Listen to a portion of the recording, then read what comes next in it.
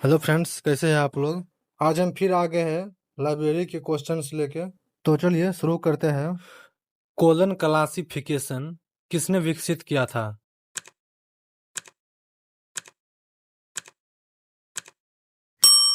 इसका आंसर होगा S R Ranganathan. तो चलिए आप बढ़ते हैं अगले क्वेश्चन की ओर। हमारा क्वेश्चन है डुई डेसिमल क्वालिफिकेशन DDC में कुल मुख्य वर्ग कितने हैं?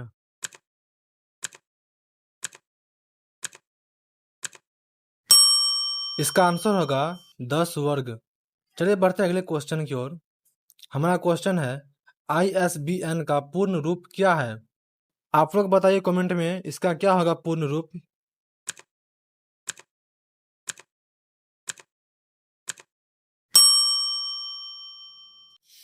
Answer number A, international standard book number. चलिए बढ़ते हैं हम अपने अगले क्वेश्चन की ओर। हमारा क्वेश्चन ये है भारत में राष्ट्रीय पुस्तकालय सप्ताह कब मनाया जाता है? ऑप्शन ये है, ऑप्शन ए 14 से लेकर 20 नवंबर तक, ऑप्शन बी 1 से लेकर 7 जुलाई तक, ऑप्शन सी 10 से लेकर 16 दिसंबर तक, ऑप्शन डी 5 से लेकर 11 अगस्त तक। बताइए कमेंट में कब मनाया जाता है।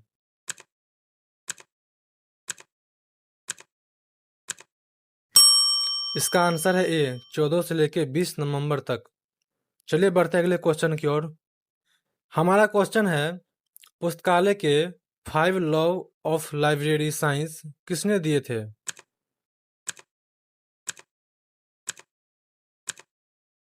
इसका आंसर होगा बी, S R रंगनाथन। इसी ने लॉ दिया था। दोस्तों, अगर वीडियो पसंद आ रहा है तो प्लीज लाइक करना ना भूलें। चलिए बढ़ते हैं अगले क्वेश्चन की ओर। अगला क्वेश्चन है भारत में पहला डिजिटल पुस्तकालय कौन सा है?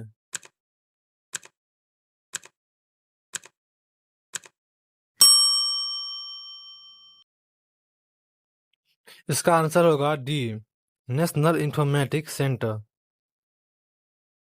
चलिए बढ़ते हैं अगले क्वेश्चन की ओर। हमारा क्वेश्चन है लाइब्रेरी साइंस शब्द का पहली बार प्रयोग किसने किया था?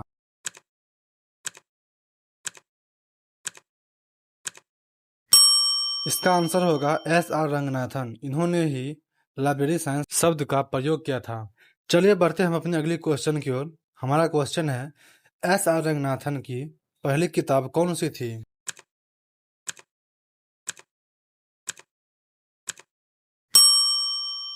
आंसर है ए, 5 लॉज ऑफ लाइब्रेरी साइंस। चलिए बढ़ते हैं हम अपने अगले क्वेश्चन की ओर। हमारा क्वेश्चन है डेवी डेसिमल क्लासिफिकेशन का प्रकाशन किस वर्ष हुआ?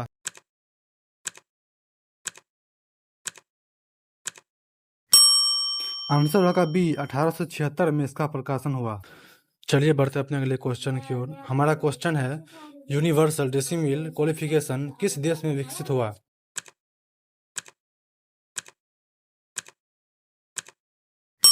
इसका आंसर होगा बी, UDC बेल्जियम में 1895 में विकसित हुआ।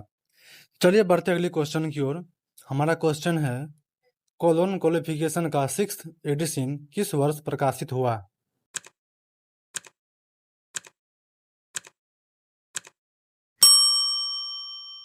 इसका आंसर होगा बी, 1960 में प्रकाशित हुआ। तो चलिए दोस्तों बढ़ते हैं अगले क्वेश्चन की ओर। क्वेश्चन है भारत में पहला स्कूल लाइब्रेरी एसोसिएशन कब स्थापित हुआ था?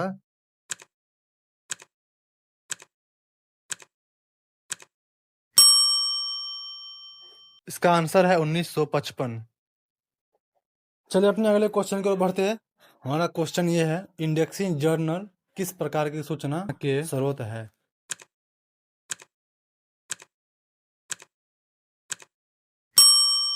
इसका आंसर है बी, द्वितीय स्रोत।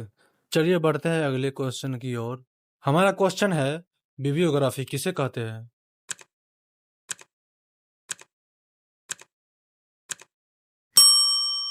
इसका आंसर होगा ए, पुस्तकों की सूची। तो चलिए बढ़ते हैं अगले क्वेश्चन की ओर। हमारा क्वेश्चन है इनफिलिमनेट का मुख्यालय कहाँ स्थित है?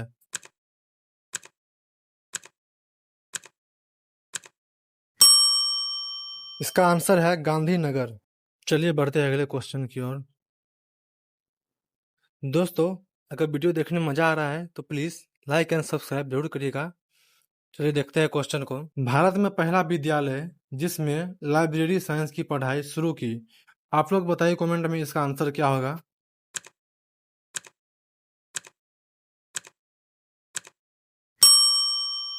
इसका आंसर है बी, मद्रास विश्वविद्यालय। चलिए देखते हैं अगला क्वेश्चन। हमारा क्वेश्चन है रेफरेंस इंटरव्यू का प्रयोग कब किया जाता है।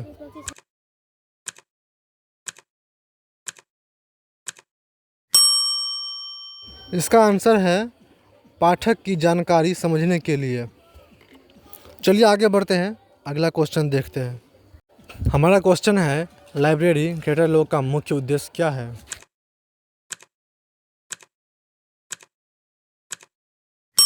इसका आंसर है बी, किताबों की पहचान और स्थान बताना। चलिए बढ़ते अगले क्वेश्चन की ओर। हमारा क्वेश्चन है भारत में पहला एलआईसी का full form library information science. तो भारत में पहला एलआईसी का डिपार्टमेंट कहाँ शुरू हुआ।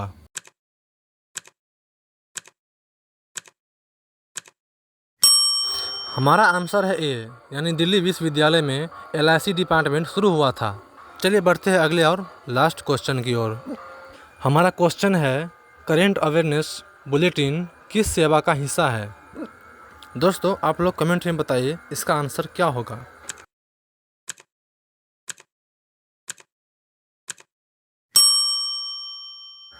इसका आंसर है बी, हैदराबाद विश्वविद्यालय इस सेवा का हिस्सा है। दोस्तों यहाँ तक वीडियो देखने के लिए धन्यवाद। अगर आपको वीडियो पसंद आया तो प्लीज़ लाइक एंड सब्सक्राइब जरूर करिएगा और एक प्यारा सा कमेंट भी करिएगा, जिससे हमें पता लग सके आप लोग को वीडियो अच्छा लगता है। ओके, मिलते हैं अगले वीडियो में, तब तक अपना ध्यान रखिएगा।